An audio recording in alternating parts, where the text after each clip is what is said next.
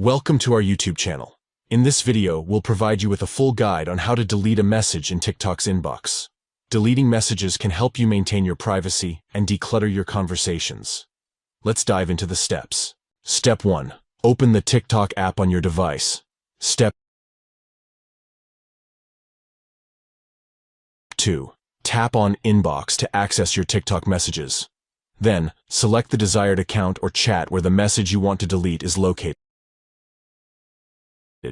Step 3. Within the chat, find the message you wish to delete. Tap and hold on the message until a menu appears. Then, tap on Delete to remove the message from the conversation. By following these simple steps, you can easily delete a message in TikTok's inbox, allowing you to manage your conversations more effectively. We hope this guide has been helpful in learning how to delete a message in TikTok's inbox. If you have any questions or need further assistance, please don't hesitate to leave a comment below, and remember to like and subscribe to our channel for more helpful TikTok tutorials and guides. Thank you for watching, and enjoy the freedom of managing your messages in TikTok's inbox.